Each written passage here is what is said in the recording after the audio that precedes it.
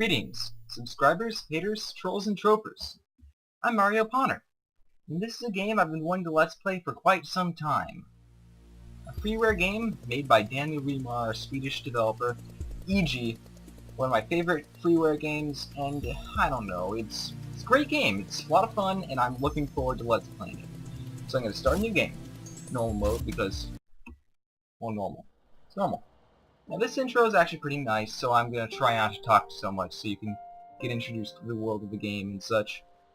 So yeah, it's good. It's a great intro.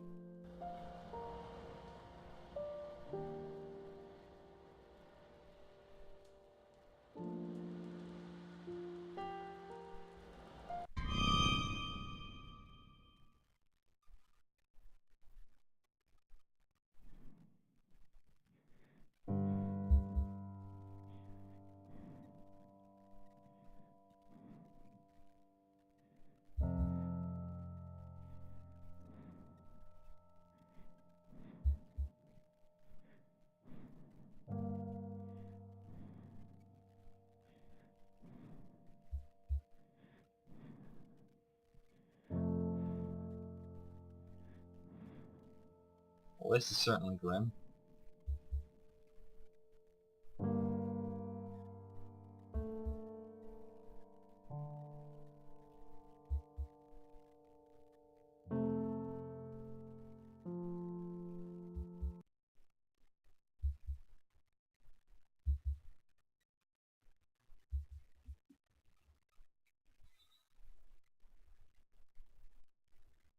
Well, I guess it's time to get up.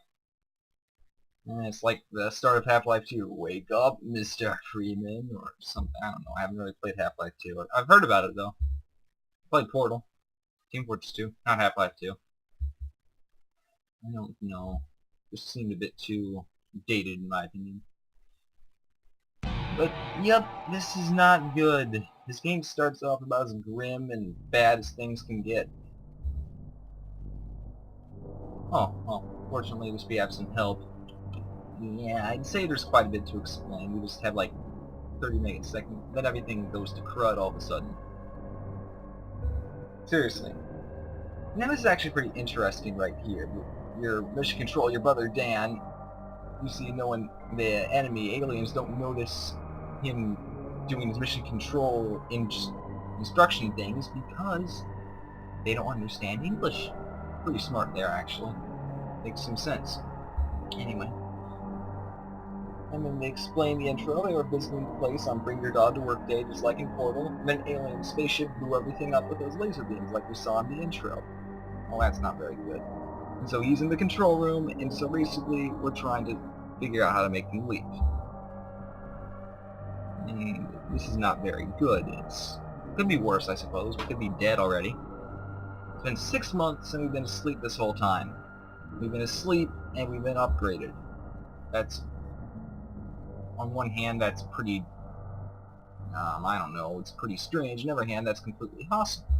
Sorta. It's entirely possible this all could just be a dream, but I don't think so. It's a bit too of a realistic deconstruction of the action genre to just be a dream. But we are the only hope left for humanity, really. It's the classic action story. We have to go out there or we're going to die. It's the classic action story, only it's not. It's a deconstruction of action in both gameplay, genre, and story, and it does a magnificently good job of it. So we need to talk to them and convince them to leave. Seems legit, seems promising, and no one else has noticed what's been going on because, well, we don't really have time to worry about what everyone else is doing. This is our personal struggle. We've got to survive. We've got to do what's right. We gotta learn how to use this gun and guard it for our life, and do what Dan tells us to because he's watching everything and he knows stuff more than we do. Because we've been asleep for the past 6 months. So basically we need to talk to Crotera, this guy, who's in charge apparently, and because of our translator microbes we understand what he's saying, and he can understand us. So that's good. We gotta stand our guard because everyone will be trying to kill us. Yeah, typical action fare. Good luck. And so now the game proper starts. So we need to get out of here, and there's logbooks we can read. This is actually The introduction sequence, the tutorial of the game. You use the left and right keys to move, the up to jump, and hold down to duck. So you can move left and right, you can jump pretty high actually, with some motion amplifiers, and you can duck, which is useful. You can also shoot with a crappy little two-shooter shotgun. You can't shoot while jumping or ducking though. You can kick, which doesn't do much damage, but it's also pretty useful. And you can touch stuff to crack it, but there's not too much to crack yet. You have to upgrade crack to use that very much. And you can use your kick to break these obstacles, and you can crush them, but there's nothing useful in them. Unlike every other video game recently, there's actually, there's always stuff in the boxes. Well, here, there's nothing in the boxes. You can climb ledges by pushing against the wall, while falling downward. You can also hold up to jump higher, just like a big jump. And then there's a shotgun. You can fire continuously if you hold it down, and the blue bar shows the cooldown period from the weapon. See right there. Alright, up ahead is a patrol spot for Artisan Scouts. They have machine guns, which is not good. So it's recommended you use your shotgun and duck behind the crates if you have to. You don't have to kill them if you don't want to, but you need to practice. Now here's where this run gets interesting. See, I'm a sentimental young fool. I don't want to kill anyone if I don't have to. And you don't have to. You beat the whole game without killing anyone at all. That's called a completely pacifistic run, and it gives you a great weapon for the final boss. So yeah, I'm going to be doing that this playthrough, and also it changes a lot of the game's story paths, some of the logbooks later on, and a couple other items. So I just walked past that. Pretty simple, pretty easy. The machine gun that you use damages your armor, represented by that green bar. When that armor drops to 0, you take health damage, and the armor bar goes up. Fills. The red nanofield will regenerate health and armor, and the green nanofield regenerates armor. When you get hit by something which does health damage, you have invincibility frames. And you also will get sent flying depending on the strength of the attack, which did damage. Which is pretty nice. And the Tasen have armor and health too. Your shotgun deals armor damage, but certain other weapons deal health damage, which means they are very good. Your soldiers with rocket launchers get out of the way when they're charging, because they have to charge their strong weapons before they use them. And rockets will do hit point damage. They do health damage, but your rockets do health damage too when you get them later in the game. So that means they're useful. Pretty useful, actually. Learn about stats and leveling up. You can simulate nanofields. See, like those previous ones. These are nano right here. You have a nanofield right here. Blue nanofields level you up. They make you stronger. See, like right there. It takes more nano to level you up, the more nano you get. But basically, you can reach the next level, and that means you get points. And you can spend points at these terminals to increase each stat. You can get a certain number of levels per sector, and if you're on a pacifist run, you won't get as much nano, so you won't get as much levels. And those other cyborg stations, you can only gain a maximum of 5 levels per sector. But I'm probably going to be gaining less because I'm not a pacifist run. So right here, I don't know, what should I upgrade? I'll upgrade health, because health is pretty important. So at this point, if I hadn't upgraded my health, I would be killed in one hit from a single rocket. And we can't have that. This is a shield door, which can't be broken or cracked by nano weapons, or cracked. So basically, you have to kick it. Like that. Then there's strength, which determines how strong doors you can break down. Then there's lifts, which you just push up and down on. They're pretty fast, and in here there's some stuff you can get if you upgrade the strength, but I didn't feel like it, so I can't. So then, this is the end of the tutorial. And so Dan will talk to us some more, and Niji's a bit worried about stuff. Yeah, but there's even lampshade. That's why you can't shoot while jumping, because the gun's so heavy. And you don't want to fight anyone. That's okay. You don't have to fight anyone. We don't really have to kill anyone. Despite what Dan says, despite what everyone else says, despite your action game instincts, you don't have to kill anyone, and I won't be. Because I don't know, I just don't feel like it. And besides, no one's done a completely pacifist run on this game on YouTube, as far as I know. I mean, this one guy did like a pacifist run, but it wasn't a completely pacifistic run. It was just the bare minimum, the bare maximum number of kills you could get and still be considered a pacifist. And if you make this jump, you could just barely make that without being seen and pick up the snap. Pretty cool, actually. And now there's logbooks. I'm going to be reading pretty much all of these I come across. Humans. According to officials, the race we found on this planet is called the humans. I don't know how they found that out, and I don't want to know. Stick me with the people who take orders first and ask questions later. So yeah, the enemies have quite a lot of logbooks. They don't directly really say anything to you. They do have little noises, they yell at you and stuff, but they don't say anything terribly intriguing. I'm not gonna upgrade health just yet, because there's better uses of my nano. I'll wait till I find another terminal later. Okay, here's our first soldier. These guys are tougher, they move faster. For shotgun, they have the same shotgun. They also have a rocket launcher. And maybe they'll show it off, maybe they won't.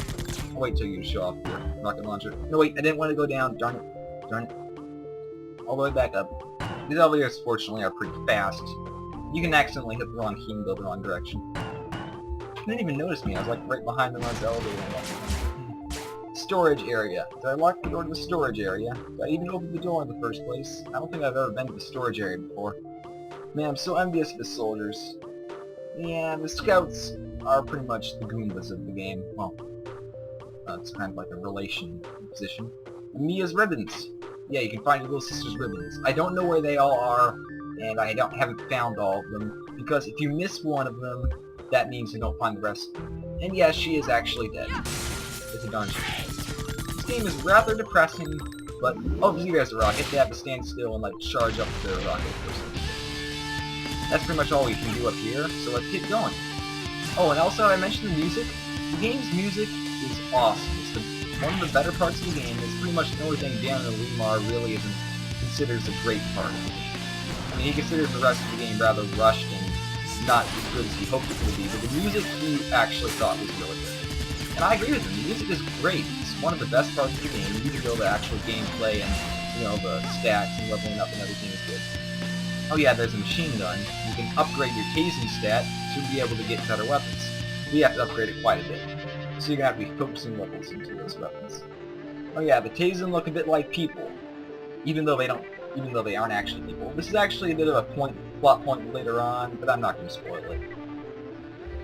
So, I'm pretty much just saving these points for later on, because I don't really need them yet, and I'm going to be focusing on crack, like I always do for past this playthrough.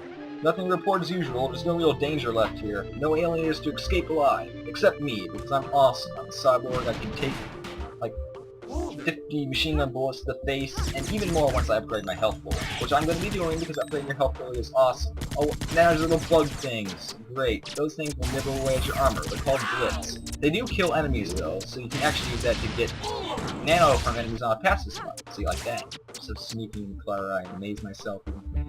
That's actually the end of Sector 1 right there. There's a health station, don't need it. And this is actually pretty funny. What's a pause menu? The commander keeps telling us, if you ever forget about your weapons, enemies, or abilities, check the pause menu by pushing escape. There's some new helmet interface upgrade, I bet the soldiers are keeping it from the scouts. Those jerks. So yeah, you can actually pause the game by pushing space. You can check your current statistics. 0 kills, pretty much, not very much. Help and info, pretty useful. Options, and leave those on full right there. You can retry the sector and quit the game.